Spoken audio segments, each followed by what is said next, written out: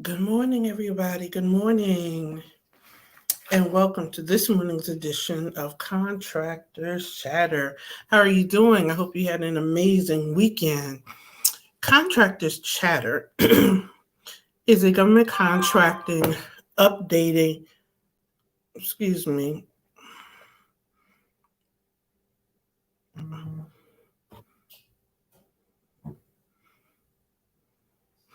Thank you. I'm sorry, everybody waits till I do a broadcast and decide to call. Contracting Chatter is an updated conversation around government contracting. We discuss legislation, appropriations. We discuss everything that's going on in the government world that is pertinent and important to contractors. I'm your host, Luciana Turner. I'm the founder of the LT&A Consulting Group. We are a government contracting training and consulting firm. I have a total of 20 plus years experience in the government contracting arena, majority of which I spent as a compliance expert interfacing with DCAA, Department of Labor, and audits such as payroll, disclosure statements, incurred cost submissions, and some more. And excuse me. So, welcome to this morning's edition of Chatter. So, let's get this party started, shall we? It's really not the latest update because this change was announced October 1st. But it seems to be the buzz in government contracting. So, we're going to talk about it this morning. And that is the replacement of the DUNS with the unique identifying number is a requirement for government contracting.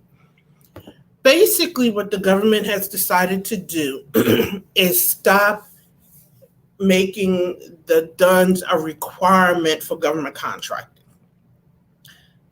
They were actually paying a fee to the DUNS group for contractors. Excuse me. They was actually paying a fee to Dun& Bradstreet for contractors getting a number. That's why if you put down you're a government contractor, you were able to get your number quicker than if you were a general business person. And what the government decided to do was basically abandon that number and use the unique identifier number that was already generated in the system. Now, that change does not go into effect until April 1st. So if you're getting started in government contracting, you still need a DUNS, unless you plan to wait until April to get started. Now, the greater question is, do you still need a DUNS? And the answer is yes. It's just not a requirement for government contracting. And basically what a DUNS does, it allows a business to build credit, and it gives you a forward-facing number or a number that you can give to the public where they can verify your corporate existence without giving your EIN out all over the place. That's what a DUNS does.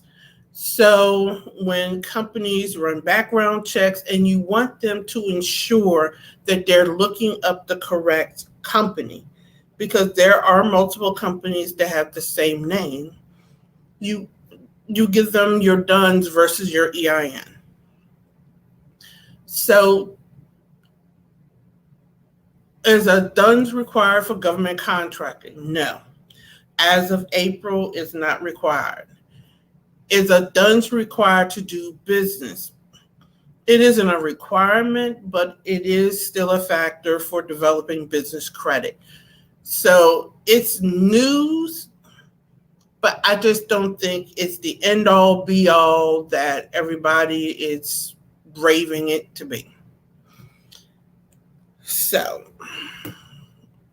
with that being said, You still want to ensure that you have, and establishing, and that's a nice little segue to talk about something that's very important. Business credit is very important to government contracting.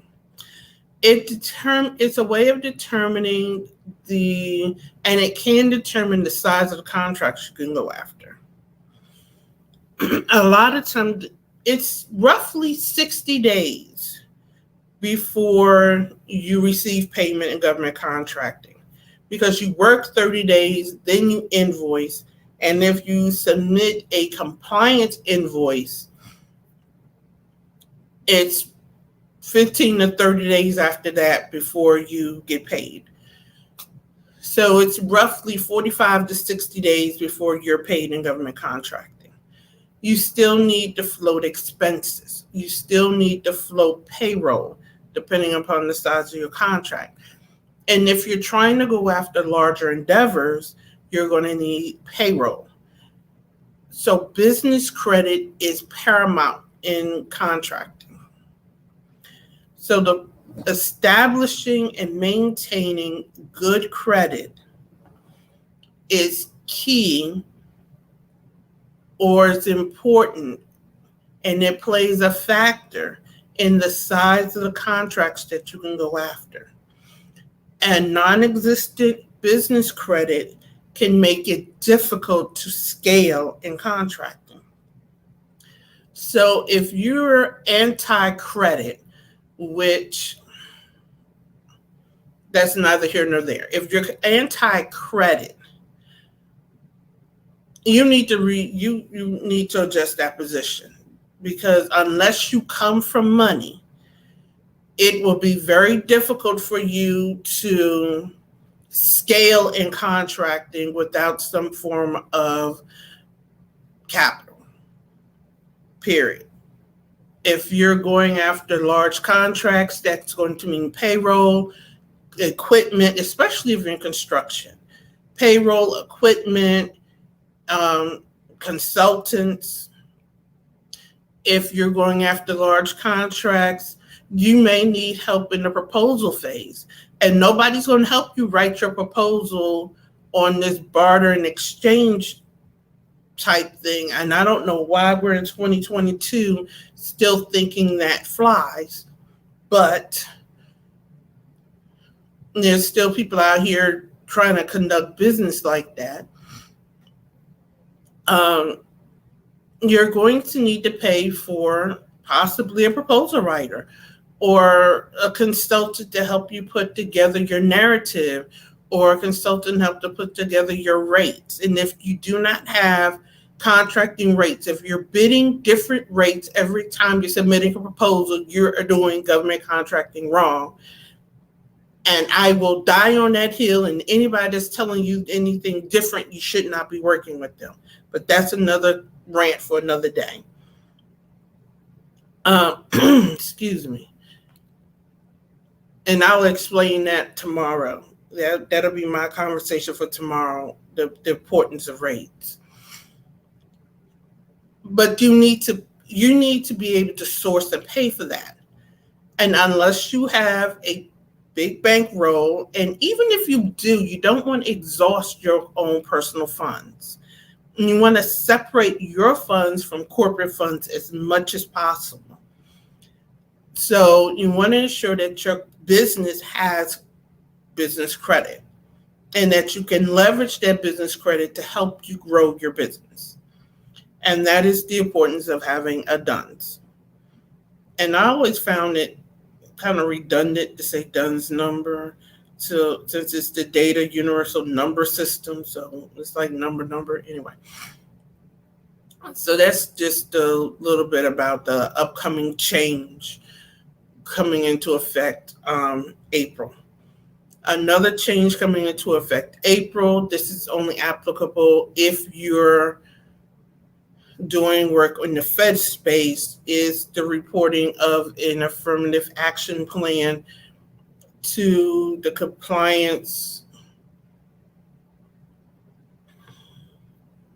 I don't have my notes in front of me, and the name of that agency just fell out my head. But every contractor doing business in the federal space is required to have an affirmative action plan. It doesn't matter if you're small or large, you're required to have it. And beginning in April, you're going to be required to report it directly to the government through their government portal to show that you have it. And if it's not, it's a non-compliance and you will not be able to bid or be awarded government contracts. It is what it is for right now.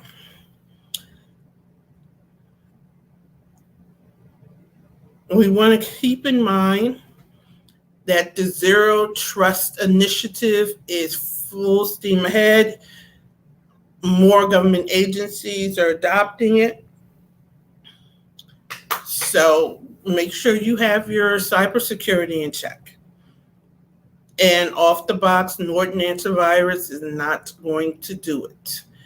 You need to ensure that you have your system is secure and stable. They have been talking about this for quite some time. And I've been talking about this on my platform since September. So it's been rolling out. DOD and Navy Veterans Affairs was the first ones to adopt this methodology. And quite frankly, by the end of this government year, all the agencies are going to have it. There's this big sweep in government to update IT, and everybody's going to be adapting Zero Trust. And let me talk about what Zero Trust is. Basically, the government is taking a position that because you're in the system doesn't mean you belong there. That's what Zero Trust means.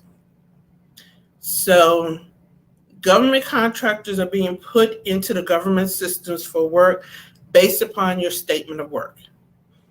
So if the statement of work says you need access for 30 days, you only have 30 days worth of access. On the 31st day, you're being dropped. This is key for contractors because that means that your project management is going to be tight or is going to need to be tight. If you see that your access is going to need to be continued past the initial proposed phase, then you need to start talking.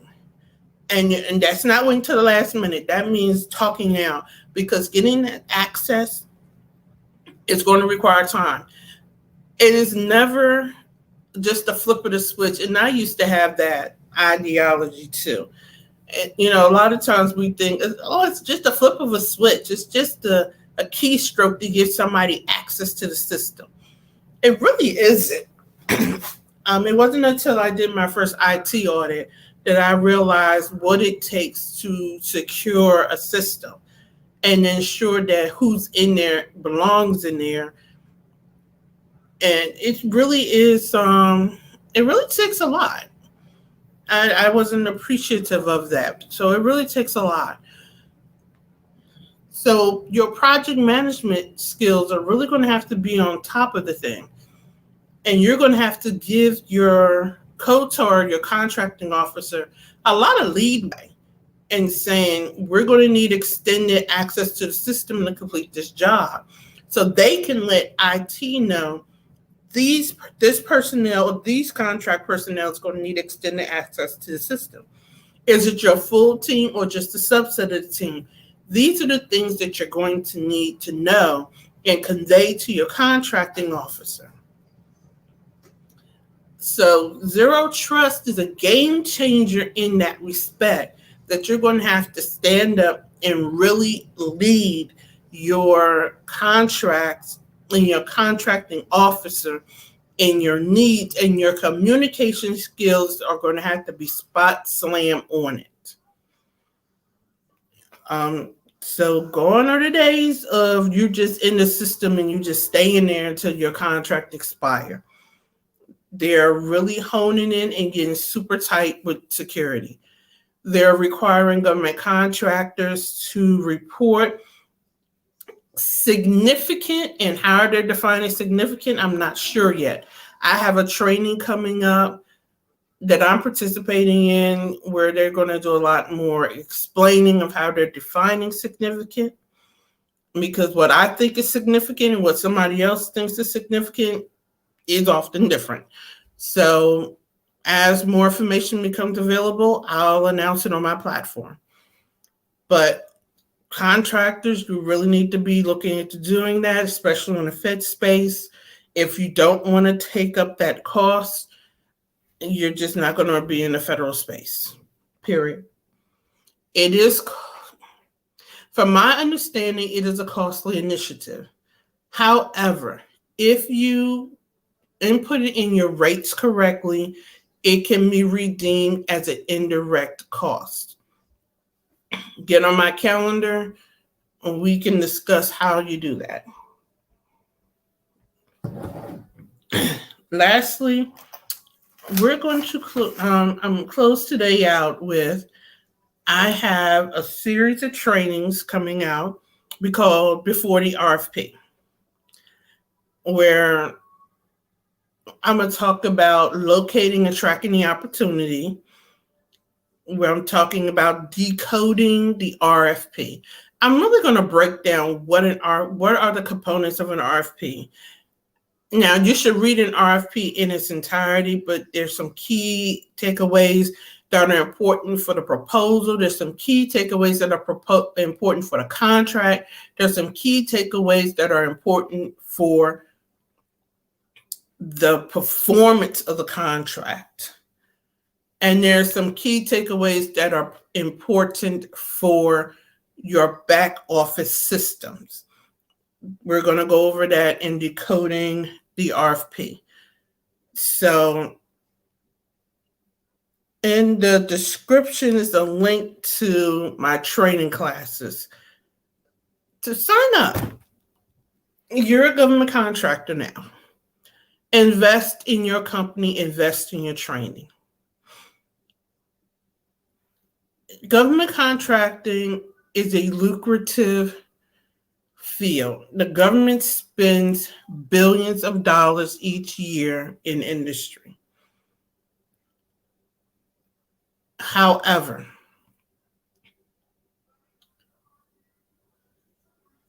you need to prepare yourself. And how do you expect to win millions of dollars in contracts if you're not willing to spend at minimum thousands of dollars in education? It just is what it is. You know, one of my coaches makes the statement, you get where you're going head first. And that's education. That's learning the arena. Doing business in the federal space is not the same as doing business in B2B, B2C. And if you engage in the federal space the same way you engage in the B2B, B2C space, you can trick around and end up debarred. You could trick around and end up with a non-compliance that can cost you in penalties and interest because you have violated the rules. So with that said, I'm going to close out for this morning. Be strategic. Develop a contracting strategy. I have a class coming out on that as well this year. This year, I have quite a few classes coming out, quite a few master classes coming out. All of my master classes are held on YouTube. If you want to get on my mailing list, the link that's coming out on my platforms will allow you to sign up for classes. It'll allow you to sign up for my master classes. It'll keep you on the mailing list so you can stay in the know. So just stay aware. And with that, I will see you tomorrow morning. No, actually Wednesday morning at 7:30 a.m. Eastern Standard Time, because Chatter is Monday, Wednesday, and Friday. Friday is my live Q&A day. So if you have questions, you can email them to me. You can send them through DM. And on Fridays, I answer questions live. So on with that, I'll see you Wednesday morning at 7:30 a.m. Have a strategic day, and I'll see you later.